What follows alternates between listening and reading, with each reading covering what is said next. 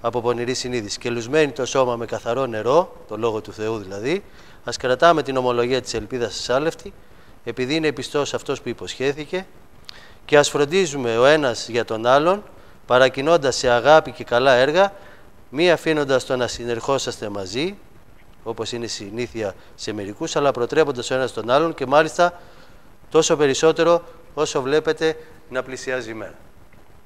Προς Εβραίους επιστολή γράφει μάλλον ο Απόστολος Παύλος, δεν είμαστε βέβαιοι, τα ξέρετε τώρα αυτά, δεν χρειάζεται να τα πω εγώ. Είναι ένα βιβλίο το οποίο αν δεν διαβάσεις Παλαιά Διαθήκη δεν πρόκειται να καταλάβεις τίποτα. Πρέπει να διαβάσεις Παλαιά Διαθήκη για να μπορείς να καταλάβεις τι λέει ο Παύλος και γιατί τα λέει και σε ποιον τα λέει. Και αυτά λέει γράφτηκαν στην προς Κορινθίους επιστολή για να μπορέσουμε εμείς να αποτραπούμε από αυτά που έκαναν αυτοί, ούτως ώστε εμείς να έχουμε στο μυαλό μας ότι αυτοί πίστεψαν στο Θεό, βγήκανε από τη γη της Αιγύπτου για να περπατήσουν στην έρημο, να φτάσουν στη γη της Επαγγελίας, και τελικά τι έγινε? Δεν φτάσανε.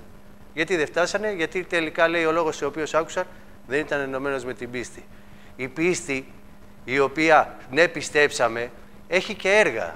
Δηλαδή πρέπει να καταλάβουμε ότι ναι μεν πιστέψαμε, ναι μεν ο Θεός μας συγχώρεσε, ναι μεν ο Θεός μας έβγαλε από εκεί, αλλά από εδώ και πέρα πρέπει να περπατήσουμε έτσι όπως πρέπει να περπατήσουμε. Γιατί λέει, επειδή αν εμείς αμαρτάνουμε θελούσια, αφού λάβαμε τη γνώση της αλήθειας, δεν απολείπεται πλέον θυσία για τις αμαρτίες, αλλά κάποια φοβερή αναμονή, κρίσης και έξαψη φωτιάς, η οποία πρόκειται να κατατρώει τους εναντίους. Αν κάποιος αθετήσει τον νόμο του Μωυσή με βάση τη μαρτυρία 2 ή 3 μαρτύρων, πεθαίνει χωρίς έλεος. Αν σε πιάνανε να μοιχεύεις, και σένα και αυτόν που ήταν μαζί με τη γυναίκα, τους βγάζανε στην πύλη και τους αργήσανε και τους πετροβολούσαν μέχρι να πεθάνουν. Και έρχεται ο Χριστός και λέει, τελειώνει αυτό. Εγώ παίρνω το θάνατο, τον παίρνω εγώ επάνω μου και πληρώνω εγώ για όλα αυτά. Έρχεται δηλαδή ο Θεός να πει ότι εντάξει, εγώ τα συγχωρώ όλα, τα βγάζω από τη μέση, τα παίρνω εγώ επάνω μου για να μπορέσετε εσείς τώρα να είσαστε καθαροί μπροστά στον Θεό και να περπατήσετε. Και λέει,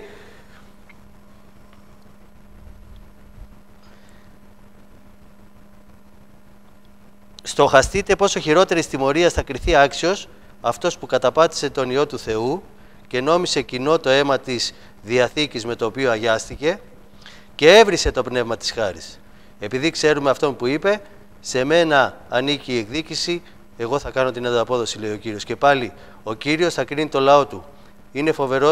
Είναι φοβερό το να πέσει κάποιος στα χέρια του ζωντανού Θεού. Πρέπει να καταλάβουμε ότι ο Θεός είναι Άγιος. Πρέπει να καταλάβουμε ότι ο Θεός δεν δέχεται την αμαρτία. Πρέπει να καταλάβουμε ότι πρέπει να περπατήσουμε έτσι όπως ο Θεός θέλει για να μπορέσουμε να φτάσουμε στη γη της Επαγγελίας. Γιατί εμείς ερχόμαστε εδώ, ψέλνουμε, τραγουδάμε, τρώμε τα γλυκά και μετά τι γίνεται? Δεν κάνουμε τίποτα.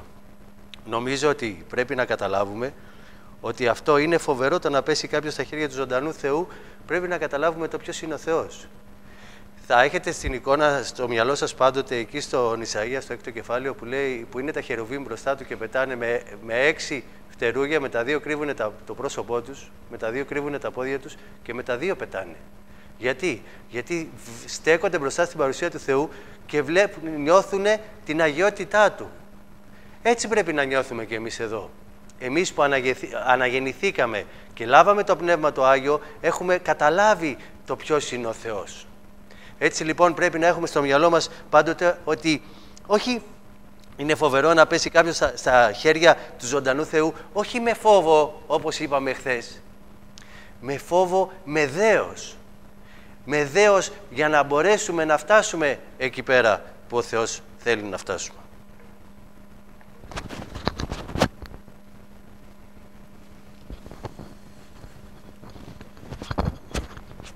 Ευχαριστούμε τον Γιώργο. Να κάνουμε και 2 λόγια προσευχής. Πατέρα μας, σε παρακαλούμε, πραγματικά βοήθησέ μας με σεβασμό στο πρόσωπό Σου, να κάτσουμε μπροστά στο Λόγο και αυτή την ώρα να δούμε τι θέλεις Εσύ, Κυρία μας, από εμάς, έτσι ώστε πραγματικά να φτάσουμε στο τέλος και να μπορέσουμε να τελειώσουμε αυτόν τον δρόμο που Εσύ έχεις βάλει στον καθένα από εμάς μπροστά μας. Σε παρακαλούμε, προσευχόμαστε στο όνομα του Ιησού Χριστού.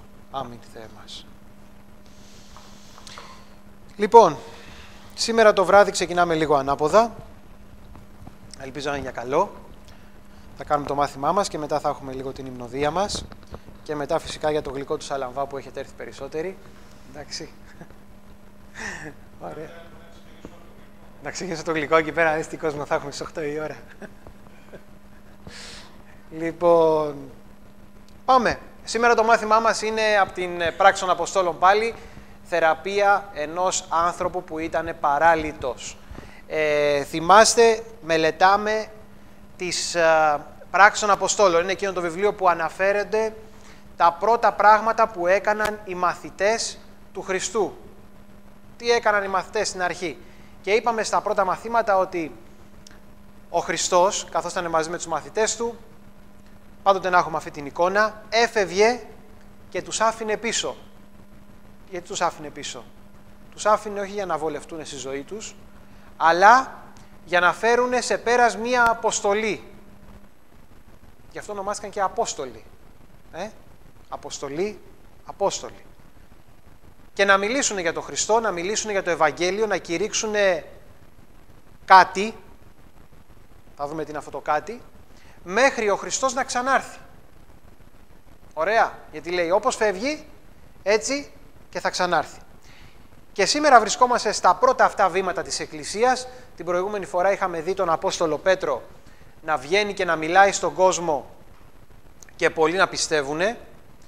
Είδαμε επίσης το πώς η πρώτη Εκκλησία έκανε 4 απλά πράγματα. Τα θυμάστε αυτά τα 4, Στέλιο? Τα απλά πράγματα, τα θυμάσαι? Αυτά πρέπει να τα θυμάσαι, Στέλιο μου, γιατί είναι πράγματα που δεν τα κάνει μόνο τότε η Εκκλησία, πρέπει να τα κάνουμε κι εμείς. Πρώτον, τι έκανε? Άκουγε το Λόγο του Θεού που το δίδασκαν οι Απόστολοι. Πήγαινε και άκουγε συνέχεια. Ενέμεναν. Και δείξαμε, θυμάστε, τι σημαίνει ενέμεναν. Τι σημαίνει εμένο. Τι σημαίνει εμένο? Θυμάστε τι είπαμε την προηγούμενη φορά? Τι σημαίνει τα σούλα, θυμάσαι έτσι? Εμένο. Συνέχεια, έτσι είμαι όλη την ημέρα μέσα στο Facebook. Εντάξει, αυτό σημαίνει εμένο. Το είπαμε παραστατικά την προηγούμενη φορά. Λοιπόν, η διδασκαλία των Αποστόλων, προσευχές, κοινωνία, συναναστροφή και όχι μόνο. Και φυσικά το δείπνο του Κυρίου. Τώρα σήμερα θα δούμε τι συνέβη και κάποια στιγμή καθώς ο Πέτρος και ο Ιωάννης πηγαίνανε να προσευχηθούν. Τότε ο τόπος που μαζεύονταν για να προσευχηθούν ήταν ο ναός. Έτσι, το ιερό, όπως λέει εδώ πέρα. Δεν μαζεύονταν δηλαδή μόνο στα σπίτια, αλλά είχαν, θα λέγαμε, ένα σημείο αναφοράς. Πηγαίναν στο ναό και εκεί πέρα στο ναό προσεύχονταν όπως το είχαν και συνήθεια. Εντάξει, πάμε να δούμε λίγο τι έγινε τώρα. Ρεβέκα, διάβασε δυνατά.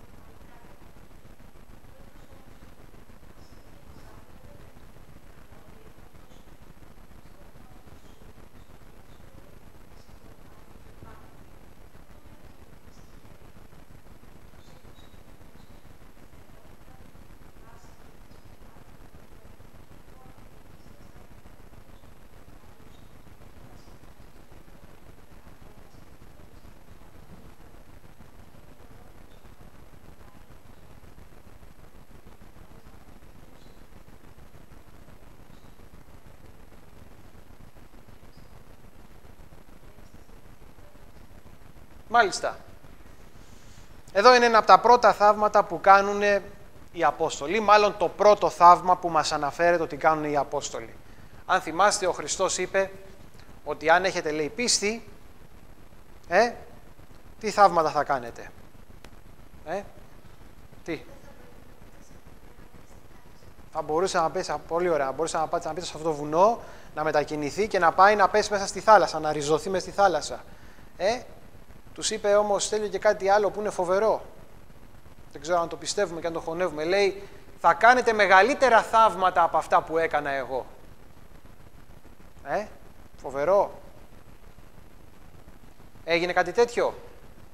Θα δούμε στη συνέχεια πως κάποια θαύματα ήταν πιο μεγάλα ίσως από αυτά που έκανε ο Χριστός. Παραδείγματος χάρη, ο Πέτρος περνούσε και καθώς περνούσε και έπεφτε η σκιά του επάνω σε κάποιον άρρωστο, ο άρρωστος γινότανε καλά. Φοβερό. Ο Χριστός δεν το έκανε αυτό το θαύμα, δεν έκανε τουλάχιστον τέτοιο θαύμα. Το Χριστό έπρεπε να τον αγγίξουνε, τουλάχιστον. Ή να πει ο Χριστός. Η σκιά, λέει, του Πέτρου ήταν φοβερό. Τώρα όμως πάμε να δούμε αυτό το θαύμα εδώ πέρα. Εδώ έχουμε έναν άνθρωπο παράλυτο, ο οποίος βρίσκεται στο ιερό. Τώρα να σας ρωτήσω κάτι. Αυτός ο άνθρωπος, ο παράλυτος, εκεί στο ιερό, δεν τον είχε δει ο Χριστός να το θεραπεύσει προηγουμένως? Δηλαδή και ο Χριστός πήγαινε στο ιερό. Αυτός ο άνθρωπος υπήρχε εκεί πέρα. Τον πηγαίνανε συνέχεια.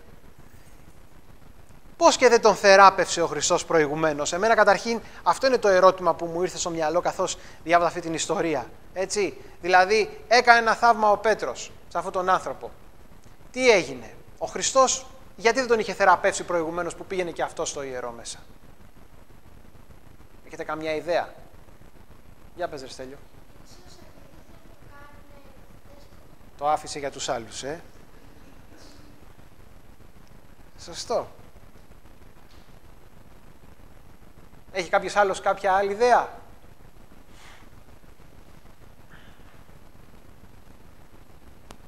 Τι λέτε? Και με βάση την ιστορία που έχουμε εδώ πέρα μπροστά μας, τι μπορεί, εγώ πιστεύω ότι επειδή καθόταν στην πύλη του ιερού, σίγουρα ο Χριστός το πέρασε από εκεί. Τι λέτε, δεν πέρασε? Έκανε πολλά θαύματα ο Χριστός, άλλα, ναι. Μπορεί να είναι αυτό που λέει ο Σέζος, τον άφησε για τους άλλους. Δεύτερον, εντάξει, μπορεί να μην είμαι τόσο σίγουρος, να μην το λέω τόσο σίγουρα, μπορεί να μην πέρασε ο Χριστός από εκεί. Δεύτερον, μπορεί να μην ήταν αυτός εκεί πέρα, αλλά εδώ πέρα μας λέει ότι ήταν πάρα πολύ καιρό και πηγαίνανε συνέχεια και τον βρίσκανε και τον ξέρανε όλοι.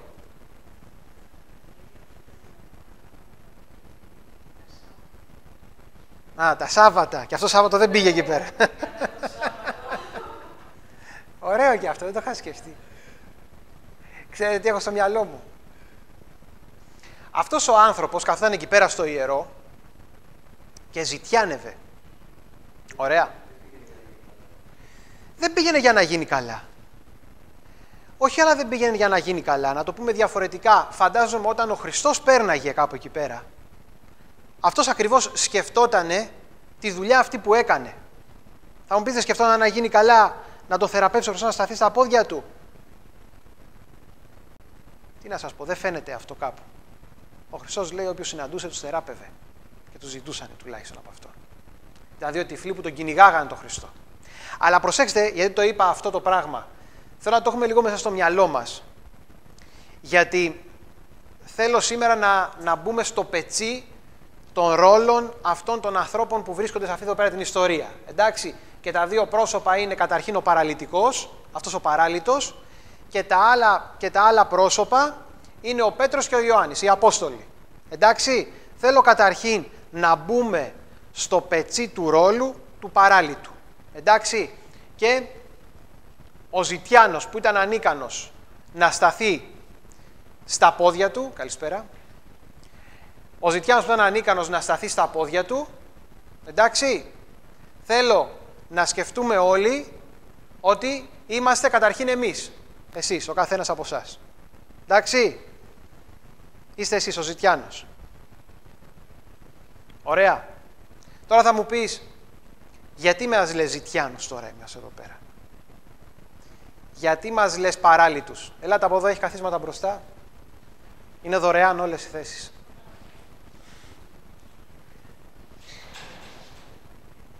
Γιατί μας λες Ζητιάνους? Γιατί μας λες, ας πούμε, ότι εμείς ζητιανεύουμε κάτι, ότι θέλουμε κάτι? Προσέξτε, στη ζωή μας, όλοι μας στη ζωή μας θέλουμε κάτι.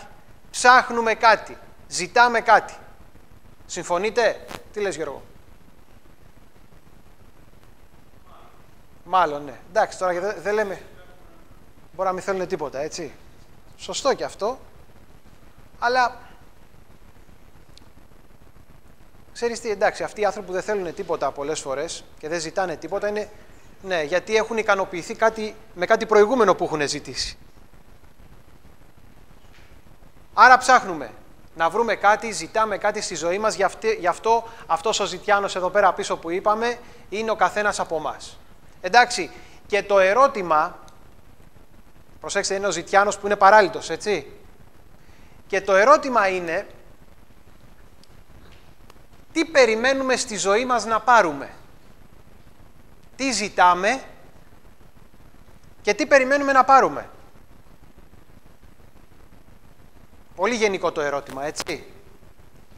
Ναι, είναι γενικό. Αλλά σκεφτείτε γενικά στη ζωή σας. Τι θέλετε. Τι ζητάτε. Ποια είναι τα όνειρά σας. Ποιες είναι οι ανάγκες σας. Έτσι. Για να πω, Σαμ, τι λες εσύ. Τι έχεις ζητήσει στη ζωή σου κατά τη διάρκεια, κατά το... Πολλά. Πνευματικά, έτσι. Υλικά, ας πούμε, μια καλή δουλίτσα. Πνευματικά, τι ζητάμε. Είναι και κάτι πνευματικό. Σωστά είναι τα πνευματικά. Πρόοδο. Ωραία. Να μάθουμε καλύτερα τα πράγματα του Θεού. Έτσι, να γνωρίσουμε τον Χριστό. Να προοδεύσουμε πνευματικά. Άλλο, τι μπορούμε να ζητάμε. Πλήρωση Αγίου Πνεύματος. Ωραία, έτσι. Μ' αρέσουν τα πολύ βαθιά πνευματικά έτσι πράγματα. Μπράβο. Το λέω και λίγο ειρωνικά, ναι, όντως καλά το σκεφτήκατε, αλλά... Υγεία ζητάμε. Εγώ όταν έρχομαι στην εκκλησία στην προσευχή, 99,9% των αιτημάτων είναι «Κύριε, σε παρακαλώ την υγεία μας». Σωστά.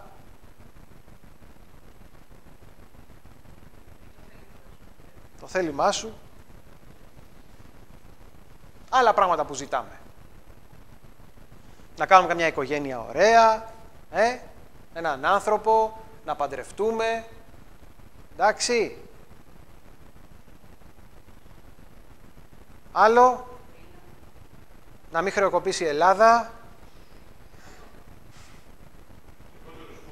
Λιγότερους φόρους. Ή να φτηνίνει η βενζίνη. Ζητάμε διάφορα πράγματα, έτσι. Κοιτάξτε να δείτε, να σας πω κάτι. Ζητάμε πολλά πράγματα, τα οποία δεν είναι λάθος. Ακόμα και λεφτά να ζητάμε, έτσι, ευρώ, με το τσουβάλι. Τα βλέπετε και τα λιγουρεύεστε, βλέπω εδώ πέρα κάποιοι. Έτσι. Αυτό. Λοιπόν. Μην τα μετράτε τώρα, περιμένετε. Λοιπόν, κοιτάξτε να δείτε, να σας πω. Πολλά από τα αιτήματα που λέμε μπροστά στο Θεό πολλές φορές, ξέρετε, ικανοποιούνται με τα λεφτά. Να σας πω ένα παράδειγμα. Λέμε, πάμε από τα πιο απλά. Να αρχίσουμε. Θέλω Θεέ μου να μου δώσει μια δουλειά. Ωραία. Γιατί θέλεις δουλειά. Θέλεις δουλειά για να βγάλεις λεφτά. Αν είχες λεφτά μπορεί να μην ζητήσεις και από το Θεό δουλειά. Σωστά. Ωραία. Πάμε σε κάτι άλλο. Θέλω Θεέ μου να γίνω καλός μαθητής, να προοδεύσω στο σχολείο. Γιατί θες να γίνεις καλός μαθητής, να προοδεύσεις στο σχολείο. Γιατί. Για να βρεις καλή δουλειά, για να βγάλεις λεφτά μεθαύριο. Ωραία. Πολλά πλουσιόπαιδα θα λέγαμε, δεν ξέρω αν έχετε συναντήσει μερικούς που έχουν λεφτά, δεν τους ενδιαφέρει και πολύ το σχολείο. Πάμε σε άλλο. Πάμε σε ένα πιο δύσκολο. Υγεία. Λέμε, Θεέ μου, την υγεία μας. Προσέξτε όμως σήμερα, έτσι πως είναι τα πράγματα, αν έχεις αρκετά λεφτά, μπορείς να έχεις καλύτερη περίθαλψη, καλύτερη υγεία, να παίρνεις καλύτερα χάπια, να είσαι σε καλύτερο νοσοκομείο, σε καλύτερους γιατρούς, με καλύτερη προστασία. Ξέρετε, ο περισσότερος κόσμος ζητάει από το Θεό βοήθεια στην υγεία του, γιατί δεν βγάζει άκρη με τους γιατρούς. Αν είχες όμως ένα καλό γιατρό, ο οποίος θα σου πρόσφερε ό,τι θέλεις για την υγεία σου, δεν λέμε τώρα σε πολύ ακραίες περιπτώσεις, έτσι, όπου είναι το θανατά ο άλλος, δεν θα ζητούσε και τόσο πολύ βοήθεια από το Θεό. Και πώς θα έχεις καλό γιατρό? Αν έχεις λεφτά. Έτσι. Πάμε και σε ένα πιο ωραίο παράδειγμα τώρα. Κρατήσου τελείω. Θεέ μου, σε παρακαλώ, βρες μου ένα γαμπρό, μία νύφη. Ωραία. Βρες μου τον κατάλληλο να παντρευτώ. Λοιπόν, αν έχεις λεφτά, έχεις και τον κατάλληλο άνθρωπο στη γωνία. Έτσι. Λοιπόν, δεν ξέρω αν έχετε δει κάποια βιντεάκια στο YouTube που είναι ένας και κάθεται πάνω, ακουμπάει σε ένα υπερπολιτελείας αυτοκίνητο και περνάει, ας πούμε, μια κοπέλα και της λέει «Γεια σου», της λέει «Θέλω να πάω εκεί, από εδώ, από εκεί». «Σε παρακαλώ, ερίξε μαζί μου», λέει. «Λέει, δικό σου αυτοκίνητο?» Λέει «Ναι, δικό μου». Τέλος πάντων, μπαίνει μέσα στο αυτοκίνητο αυτό και παρακάτω την κατεβάζει, κάτω της λέει «Φύγε από εδώ», της λέει. «Επειδή έχω αυτοκίνητο», λέει, «τόσο ακριβώς, γι' αυτό μπήκες μέσα». Ναι, ξέρετε, γι' αυτό ο κόσμος πολλές φορές συνάπτει σχέσεις, κάνει γάμους, παντρεύεται κλπ. Για τα λεφτά. Έτσι. Τα λεφτά παίζουν ρόλο στη ζωή μας. Και αυτός ο παράλυτος άνθρωπος ζητούσε κάτι πολύ φυσιολογικό. Ζητούσε λεφτά. Ωραία. Ενώ ήταν παράλυτος. Πάμε λίγο παρακάτω. Ο Πέτρος και ο Ιωάννης. Θα πει κάποιος, είπε πολύ σωστά προηγουμένως η Μόνικα, έχουμε πνευματικά ζητήματα, αιτήματα προς τον Θεό και θα πει κάποιος, εγώ δεν είμαι παράλυτος. Αν πούμε ότι ο παράλυτος είναι ο άνθρωπος όπου βρίσκεται μακριά από τον Θεό, τώρα πάμε στους ανθρώπους που βρίσκονται κοντά στο Θεό. Σε αυτούς που είναι δικοί του. Ωραία. Και ας πούμε ότι ο Πέτρος και ο Ιωάννης που συναντήσαν αυτόν τον άνθρωπο τον παράλυτο, είσαστε εσείς. Εντάξει. Προσέξτε, αν νομίζετε ότι ο παράλυτος ήταν σε ένα δίλημμα για το τι να ζητήσει, τώρα θα δείτε είναι το δίλημμα πολύ πιο μεγάλο για τον Πέτρο και τον Ιωάννη και για σας. Και για μας, όλους μας και εμένα μέσα. Λοιπόν, αν είμαστε εμείς, ο Πέτρος και ο Ιωάννης, έρχεται λοιπόν μπροστά μας ένας παράλυτος άνθρωπος, ένας άνθρωπος που δεν μπορεί να περπατήσει. Εντάξει, ποιο είναι το ερώτημα? Ποιο είναι το ερώτημα? Ακριβώς. Τι έχεις να δώσεις στον παράλυτο άνθρωπο?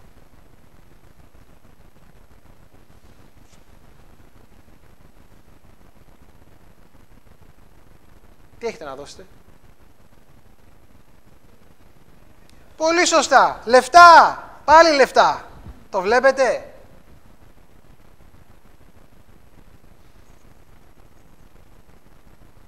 Δεν θέλω να δαιμονοποιήσω το χαρτονόμισμα ή την πιστωτική κάρτα ή τους τραπεζικούς λογαριασμούς. Έτσι. Αν και ο Λόγος του Θεού μας λέει ότι τα λεφτά τα διοικεί, θα λέγαμε, και ένα πονηρό πνεύμα που λέγεται μαμονάς. Αλλά ξέρετε κάτι? Δεν ξέρω. Αυτό είναι που έχουμε να δώσουμε ή ζητάμε να πάρουμε, ή ζητάμε να πάρουμε τελικά και έχουμε να δώσουμε τη δύναμη του Θεού.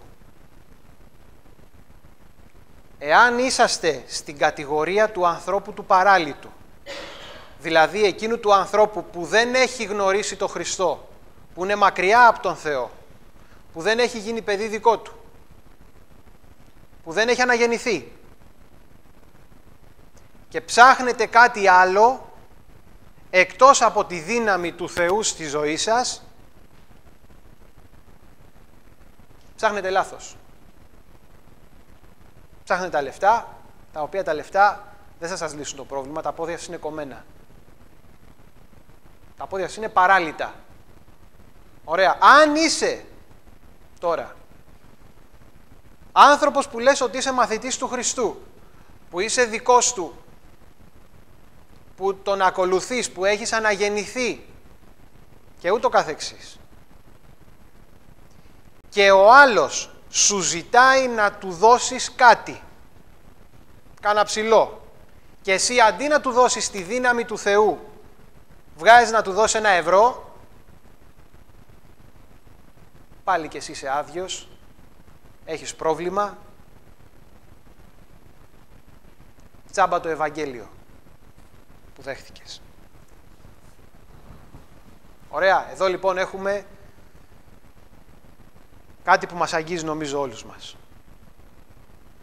Έχουμε να δώσουμε τη δύναμη του Θεού στους ανθρώπους ή την έχουμε πάρει, έχουμε να τη δώσουμε.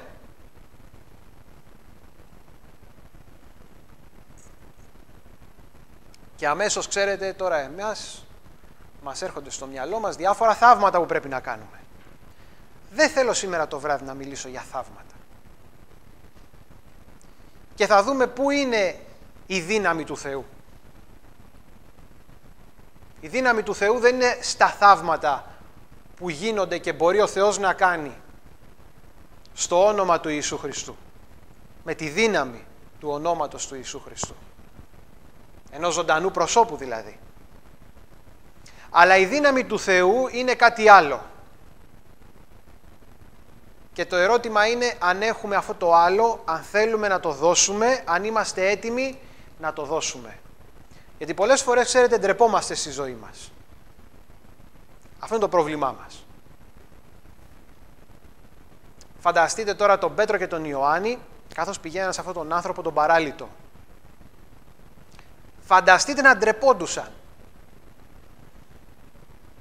Τι θα πούν οι άλλοι αν αυτόν τον άνθρωπο τον αντιμετωπίσουμε τώρα με τη δύναμη του Θεού, πώς θα μας αντιμετωπίσει το περιβάλλον, τι θα κάνουμε, τι θα δείξουμε. Ή εάν αυτοί οι άνθρωποι λέγανε μέσα τους, ναι μεν έχουμε να τον σηκώσουμε στα πόδια τους, ωραία, αλλά μετά τι θα πούμε στον κόσμο. Πώς τους μιλήσουμε. Θα πεις αυτός ήταν ο Πέτρος και ο Ιωάννης, εμείς τώρα δεν είμαστε σαν κι αυτούς. Ναι, αλλά μήπως είναι επειδή ντρεπόμαστε. Ας σκεφτούμε 2 πράγματα. Τη δύναμη του Θεού, που αν την έχουμε τη δίνουμε, αν δεν την έχουμε δεν έχουμε να δώσουμε κάτι. Και αν την έχεις, τι είναι αυτό που σε εμποδίζει να τη δώσεις. Η ντροπή σου. Και θα δούμε πώς αυτά ταιριάζουν μέσα στο Λόγο του Θεού. Γιατί η δύναμη του Θεού είναι το Ευαγγέλιο. Τώρα θα πεις, πώς το Ευαγγέλιο είναι δύναμη του Θεού. Τι λέτε. Πώς το Ευαγγέλιο είναι δύναμη του Θεού.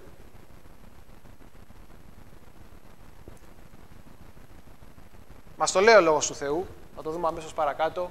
Λέει, επειδή δεν τρέπομαι βέβαια το Ευαγγέλιο του Χριστού για το λόγο ότι είναι δύναμη Θεού προς σωτηρία σε κάθε έναν που πιστεύει στον Ιουδαίο πρώτα και στον Έλληνα, μας λέει ο Απόστολος Παύλος. Το Ευαγγέλιο είναι δύναμη του Θεού. Ωραία. Πώς είναι αυτή η δύναμη.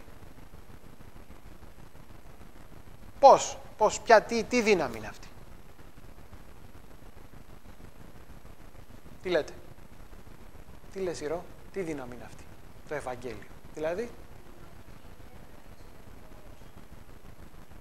Δηλαδή, πνευματική.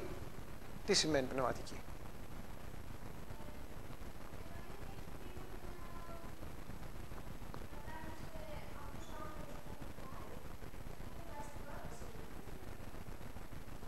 Οκ, τότε.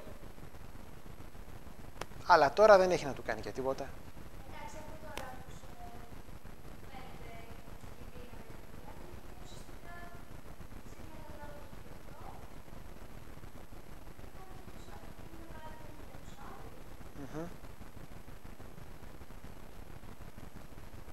Δύναμη.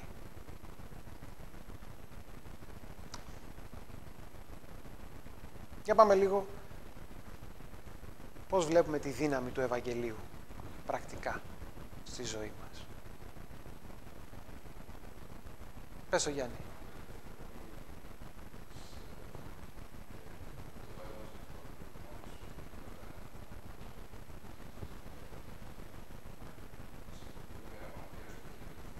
Αστοχία.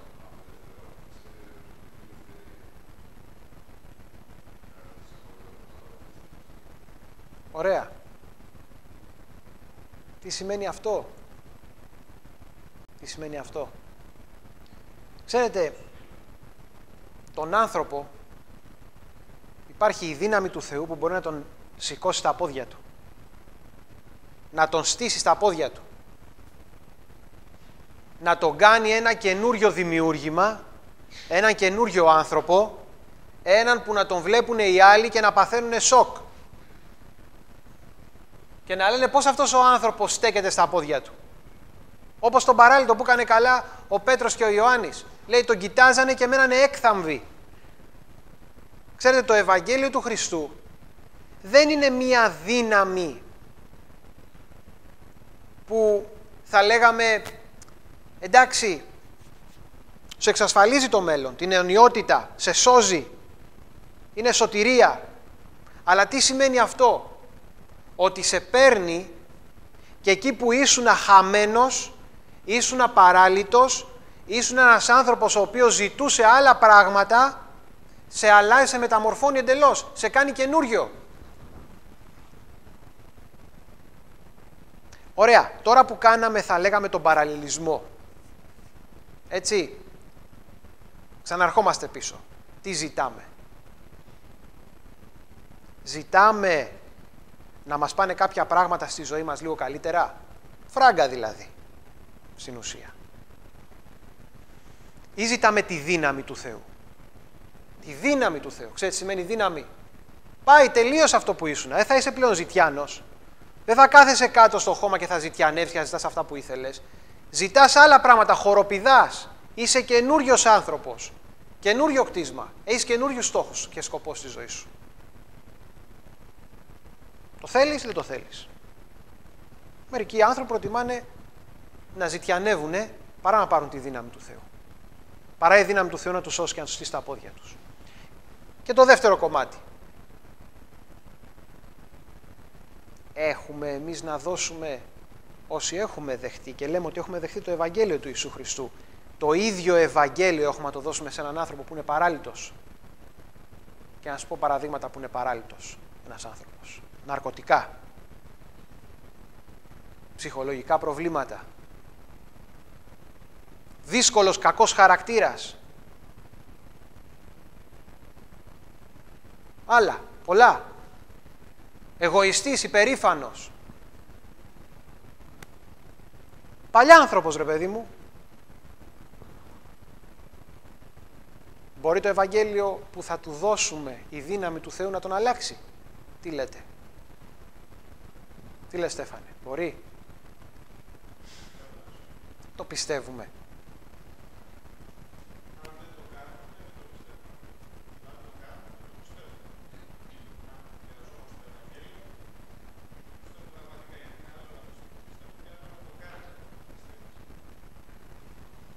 Εγώ νομίζω ότι μερικές φορές, Στέφανε, ξέρεις, δεν το πιστεύουμε. Μπορεί και να το κάνουμε. Να σου πω ένα παράδειγμα. Εντάξει, τώρα λέμε πάμε να μιλήσουμε, να ποιος ακούσει. Δεν το λέμε? Δεν ξέρω. Εγώ το έχω πιάσει στον εαυτό μου να το έχω πει. Γι' αυτό το λέω. Ποιος θα ακούσει, Και αν ακούσει τώρα, ποιος θα αλλάξει? Μήπως όμως δεν έχω να του το δώσω αυτό το πράγμα? Γι' αυτό το λέω αυτό. Εσείς εδώ πέρα, στους συμμαθητές σας, στους φίλους σας, πιστεύετε ότι κάτι μπορεί να τους αλλάξει? Στη δουλειά μας, η γνωστή μας, η δύναμη του Θεού αυτό μπορεί να τους αλλάξει? Ο Λόγος του Θεού μας λέει ότι μπορεί. Γι' αυτό και ο Πέτρος δεν τράπηκε. Και μιλήσαμε προηγουμένως για την ντροπή, ξέρετε. Η ντροπή είναι που μας κάνει πολλές φορές να μην μοιραζόμαστε αυτή τη δύναμη του Θεού στο περιβάλλον μας. Ντροπή που είναι και συνάρτηση της απιστίας. Δεν πιστεύουμε στο Θεό. Δεν πιστεύουμε ότι η δύναμη του Θεού αυτή αλλάζει. Και αν θέλετε πάμε και λίγο ένα βήμα πίσω. Δεν έχουμε δεχτεί τη δύναμη αυτή του Θεού ολοκληρωτικά μέσα μας. Δεν μας έχει αλλάξει. Δεν την έχουμε ζητήσει. Γι' αυτό πιστεύουμε ότι δεν μπορεί να πιάσει και στο περιβάλλον μας. Ο Πέτρος δεν τράπηκε και μίλησε στον κόσμο και έδωσε το κήρυγμα, αυτό το δεύτερο μεγάλο κήρυγμα, και λέει Βλέποντας, ο Πέτρος αποκρίθηκε στο λαό, άνδρες Ισραηλίτες, γιατί θαυμάζετε, λέει, γι' αυτό, ή γιατί ατενίζετε σε εμάς σαν από δική μας δύναμη ή ευσέβεια να κάναμε να περπατάει αυτός, και διαμέσου της πίστης στο όνομα του Χριστού, αυτόν που βλέπετε και γνωρίζετε, το δικό του όνομα στερέωσε, και η πίστη που ενεργείται διαμέσου αυτού έδωσε σε αυτόν την τέλεια υγεία μπροστά σε όλους σας. Μετανοήστε λοιπόν και επιστρέψτε, για να εξαλειφθούν οι αμαρτίες σας, για να έρθουν καιροί αναψυχής από την παρουσία του Κυρίου. Ο Θεός πρότασε σας, αφού ανέστησε τον Υιό Του, τον Ιησού τον έστειλε να σας ευλογεί, όταν κάθε ένας επιστρέφεται από τις πονηρίες σας. Πήρα 2-3 σημεία από το κήρυγμα του Πέτρου αυτό, που έκανε εκεί, στους ανθρώπους με αυτή την αφορμή, και βλέπετε πόσο ξεκάθαρος είναι ο Πέτρος για τη δύναμη του Θεού.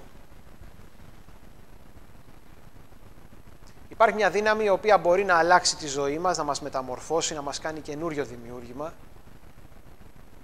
και δεν ξέρω αν την έχουμε δεχθεί πρώτα εμείς οι ίδιοι και την έχουμε πειραματιστεί.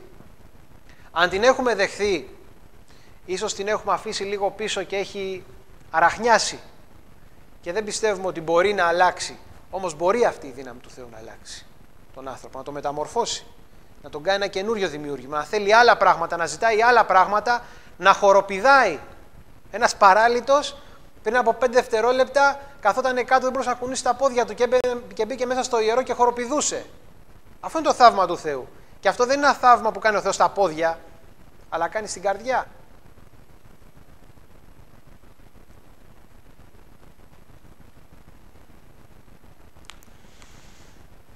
Θα ήθελα να ακούσω λίγο και τις σκέψεις σας πάνω σε αυτά που είπαμε.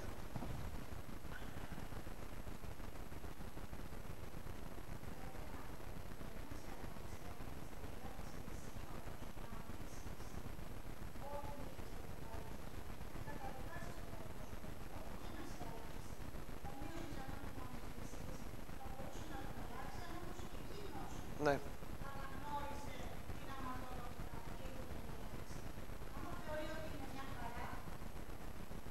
Σίγουρα. Το ερώτημα δεν είναι βέβαια το πόσοι θέλουν από τους άλλους, αλλά το ερώτημα καταρχήν να ξεκινήσει από εμάς, αυτό είναι που θέλω να είναι σαν προβληματισμός, και μετά η ευθύνη είναι πάνω στο κεφάλι τους, στο χέρι τους. Το ερώτημα ξεκινήσει από εμάς. Εάν πιστεύω ότι ο Χριστός μπορεί να αλλάξει, να μεταμορφώσει έναν άνθρωπο, είναι δυνατό να το κάνει, τότε θα προσπαθήσω κιόλας.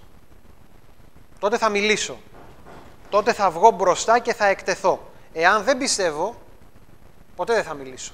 Εγώ έτσι νομίζω, δηλαδή, ότι αντιμετωπίζουμε πολλά πράγματα στη ζωή μας. Αν δεν πιστεύεις ότι θα καταφέρεις κάτι, αν η δύναμη του Θεού δεν μπορεί να αλλάξει, δεν θα κάνεις και τίποτα.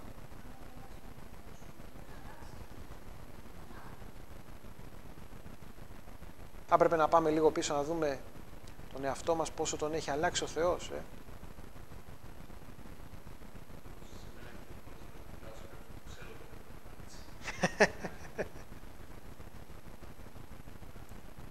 Ναι.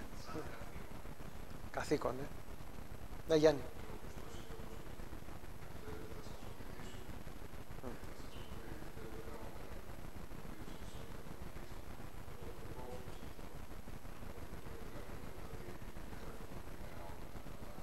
Σίγουρα.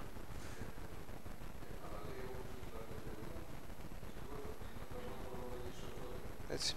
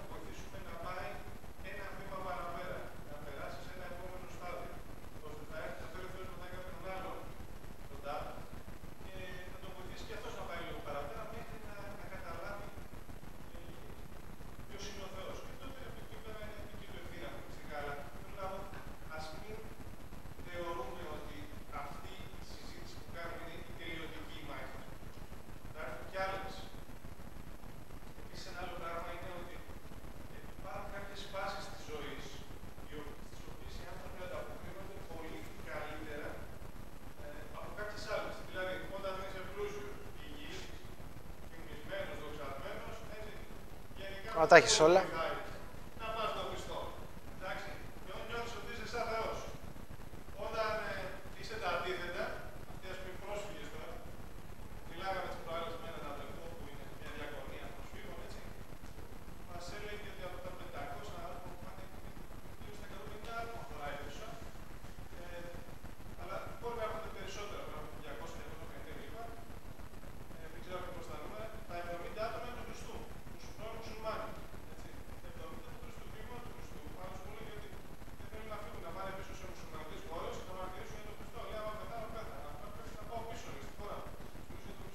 Αυτό που είπες είναι το απόλυτο μέτρο κατά της μετανάστευσης.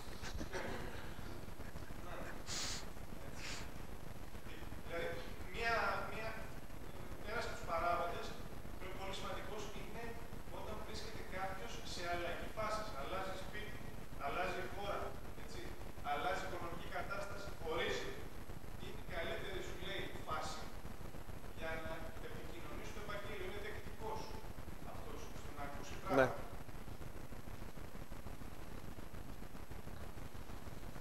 Ναι, όταν βρισκόμαστε στην αδυναμία μας. Ναι.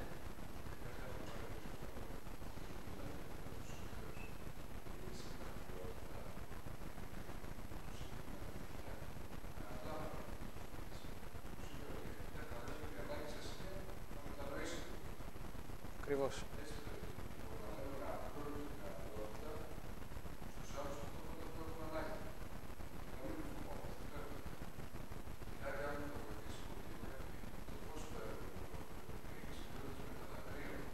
Να αγαλιάσετε.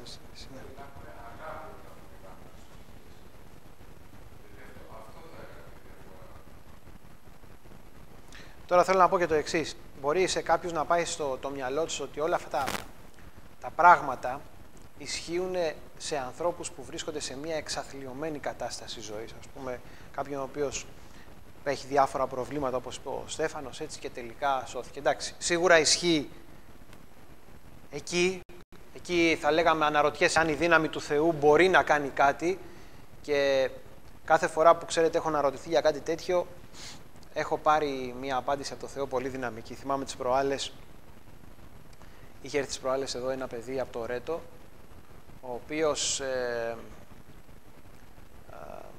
καθώς συζήτησα μαζί του κατάλαβα σε ποια κατάσταση είχε φτάσει και η κατάσταση στην οποία είχε φτάσει αυτός ήταν τέλος πάντων να είναι εκεί πέρα στην Ομόνια και λόγω από τις αρρώστιες που είχε κολλήσει τις πολλές, έχει τα πάντα αυτός ο άνθρωπος, είχε τα πάντα. Το ένα του πόδι είχε γίνει έτσι. Είχε πριστεί όλο, είχε μαυρίσει και ήταν έτοιμο γάγκρενα, μύριζε, ήταν έτοιμος για να το κόψουνε. Εγώ έναν τέτοιον άνθρωπο τον είχα δει μια φορά στην Ομόνια. Τον είχα δει στην Ομόνια, ήταν παρατημένος εκεί πέρα είχε κάτσει μάλλον στα σκαλιά εκεί πέρα στην Πανεπιστημίου και Πατησίων στη γωνία, βρώμαγε το πόδι του από τα 20-30 μέτρα και ήταν ημίγυμνος, καλοκαίρι κλπ. Σε άλλη φάση, σε άλλη κατάσταση και ξέρετε, τότε που τον είχα δει εκείνον, αναρωτήθηκα και είπα Θεέ μου, λέω, εντάξει, οκ.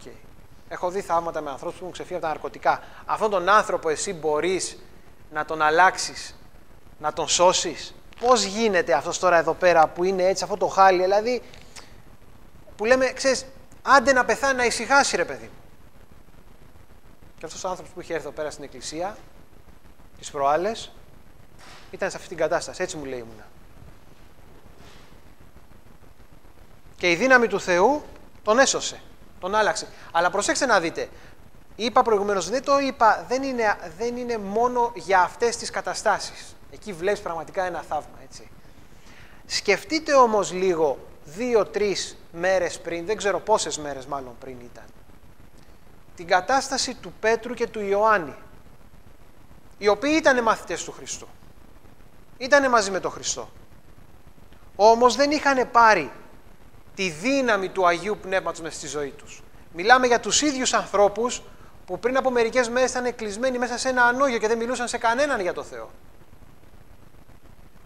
Άρα δεν μιλάμε τώρα μόνο για τους ανθρώπους του κόσμου, αλλά μιλάμε, θα λέγαμε, και για εμάς που είμαστε καλά παιδιά, της Ευαγγελικής Εκκλησίας, εμείς που δεν έχουμε κάνει αμαρτίες πολλές, και εμείς έχουμε ανάγκη να μετανιώσουμε, να πιστέψουμε, να αναγεννηθούμε, να πάρουμε τη δύναμη του Θεού ώστε να μπορούμε να δώσουμε το Ευαγγέλιο. Γιατί ο Απόστολος Πέτρος και ο Ιωάννης δεν είχαν το Ευαγγέλιο πριν για να το δώσουν. Τώρα το είχαν και το δώσανε. Κάτι άλλο?